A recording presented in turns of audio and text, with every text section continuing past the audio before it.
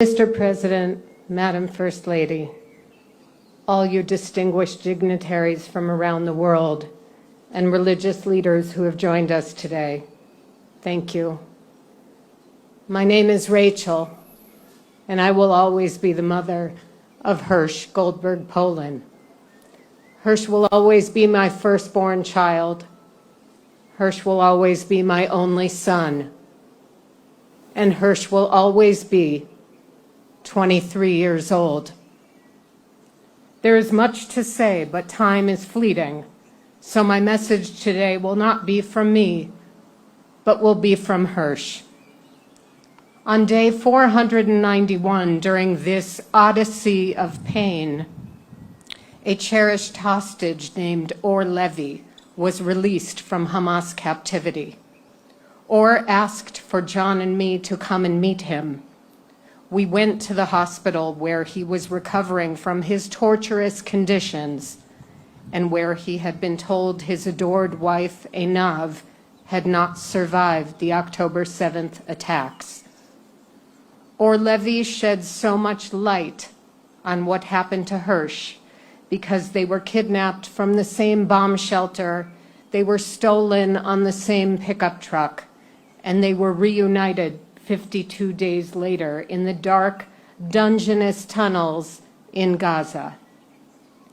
Those hours that John, my husband, and I spent in the hospital with luminous Or Levy were holy time and will remain sacred to John and me forever.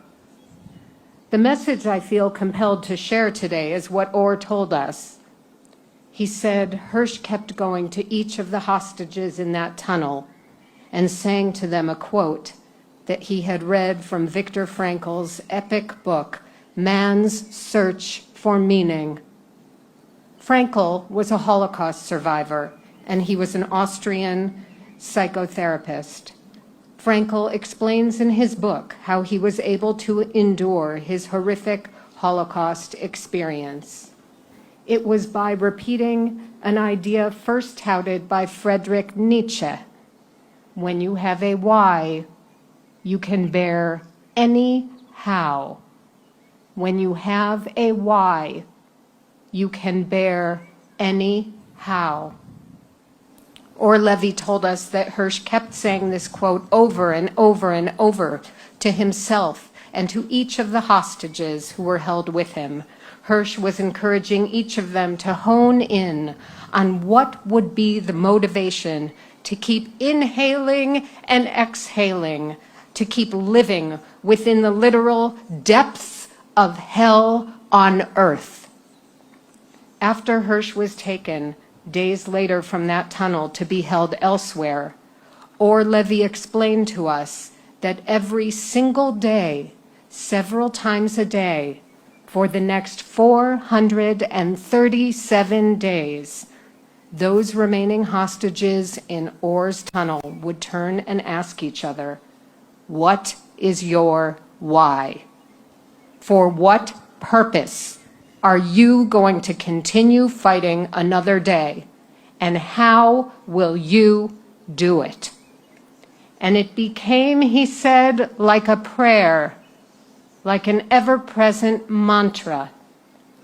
He, Eli Sharabi, Elia Cohen, and Alon Ohel, who is still there, every single day would discuss and encourage with each other, what is my why and how will I do it?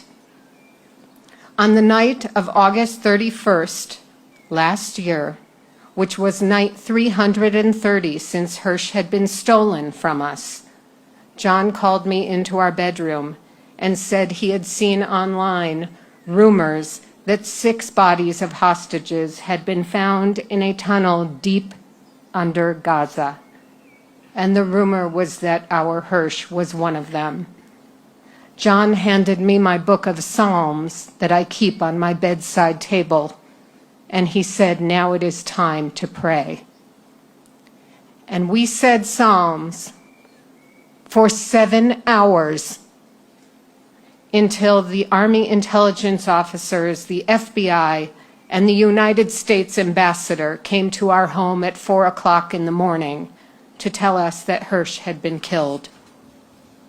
The beautiful six, Eden, Ori, Almog, Alex, Carmel, and Hersh, had been held in an airless pitch-black tunnel 20 meters underground.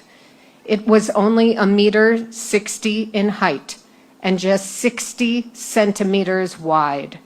There was no electricity nor plumbing. All of them were emaciated. Hersh, who was 1.85 meters tall, weighed 53 kilos. Delightful Eden was 1.60 meters tall. She weighed just 35 kilos. They were all bullet-ridden and filthy, having not showered in months. Hersh was shot in his only hand. His other hand had been blown off on October 7th during his abduction. He was shot in his shoulder, his neck, the side of his head below his ear, and in the back of his head. He was found frozen on his knees with his face resting on the face of Eden, a girl named after paradise. And since then, we have lived on another galaxy. Our country, Israel, is bursting with potential. It is a magnificent, complicated, textured, sacred, hurting, diverse, blessed, and battered place. It has challenges and opportunities at this fragile time of its 77th birthday. And so, my dear friend Israel, there is so much I would like to wish for you. But most supreme and urgent is the wish to reclaim the identity of the heart, core, and DNA of this treasured land. And that is getting home the remaining 59 precious hostages. This is your why, Israel. And it won't be easy, but nothing meaningful in life ever is. And it is absolutely doable, as long as people with power decide that it is an interest and an equity for them. Don't let anyone tell you otherwise. I am simply a regular person, but I know that every single one of you here has the ability to help make this happen. You were not put here by chance. Oh no, indeed not. This is your why. And it might be that the only reason you do it is because it is righteous, it is holy, and it may be the singular most godly thing you will do in your lives. And one day when you are called home to meet your Maker, you will be able to say that you did the right thing. You helped save these divinely kissed souls who are languishing in Gaza at this very moment as we sit here at this beautiful gathering for Israel's 77th birthday. And so, Israel, my beloved friend, from the bottom of my bruised heart, may all your wishes come true.